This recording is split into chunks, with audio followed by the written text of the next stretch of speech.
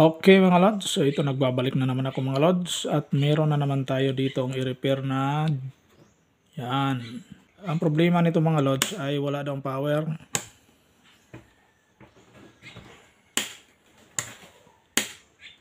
Try natin ha.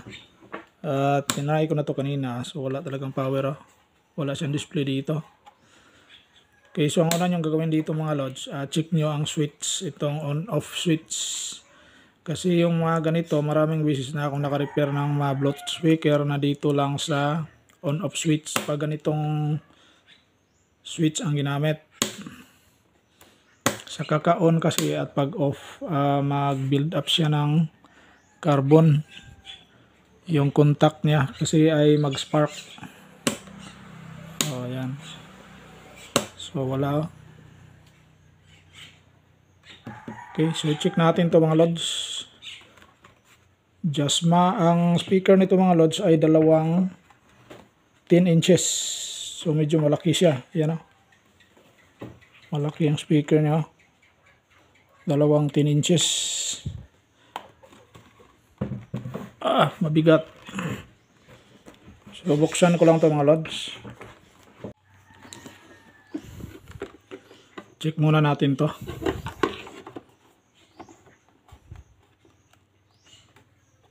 So wala tayo makita ang terminal dito mga lods, nakasilant. So diretso tayo dito sa board. Buzzer tayo. On muna ang switch ito.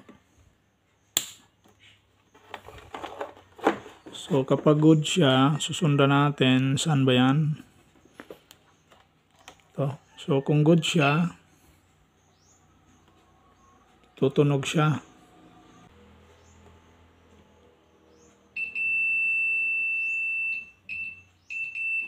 Okay.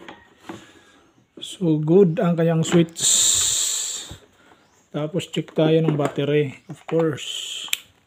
Baka wala siyang power kasi low-bat. Sa mga Bluetooth speaker, ang terminal ng battery ay naka-read talaga. Okay. Ayan, may 8.12 volts. Okay. So may supply. So next mga lods, tatanggalin muna natin to. Mahirap mag-troubleshoot pag ganito. Kapag wala siyang display or walang power, tapos good ang kanyang switch, may laman ang battery, pero walang power, hindi siya nag-display. Okay, so madali lang nating malalaman to mga lods kung saan ang problema nito. Sa walang display pa lang, clone na yan. Okay, kasi ang display nanggaling yan sa system IC. So ang i-check natin dito mga lods ay ang system IC. Malamang walang supply ang system IC.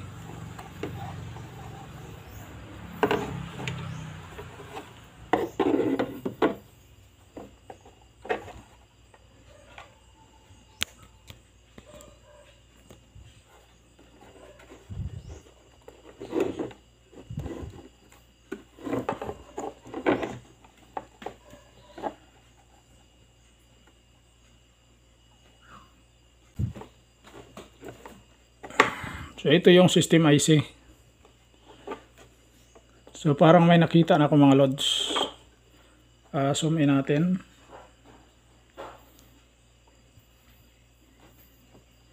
Ito. Kita ba? So ang display galing yan dito. So nagkangailangan ito ng 5 volts na supply galing dito. So ayan o. Putok 7805 na voltage regulator. Ito yung nagsusupply dito mga lods.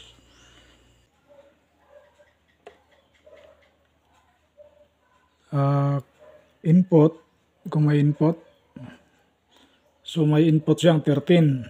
Tapos dito out, so wala. 1.8 MB. So wala siyang out mga lods. So ito talaga ang salarin dito. May input pero walang output. Dapat ang output dito 5 volts. Okay. So papalitan ko lang 'tong mga loads. Yan. So hinang na lang kulang dyan.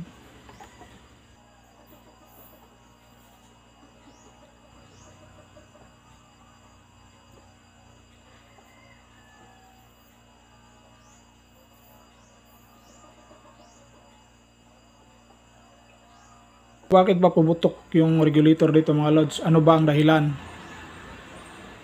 Okay, so hindi naman sirain ang mga voltage regulator dito sa Bluetooth speaker. Lalo na itong 5 volts na to, hindi naman to basta-basta nasisira or gaya nito pumutok. So bakit siya pumutok mga lods? So isa lang cause niyan mga lods. Quality. By the way mga lods, hindi lahat ng mga Bluetooth speaker ay mayroong 7805 na voltage regulator para dito sa system. Ito gumamit lang ito ng 5 volts regulator kasi kapag mataas na sa 5 volts ang supply, like for example mga 8 to 13 or 12, so gumamit na yan ito para ma-step down, ma-supplyan ito ng 5 volts. Okay, so ito, nalinisan ko na siya mga lods, yan o. So, i-testing na natin. Tingnan nyo dito kung magkaka-display. Yan o.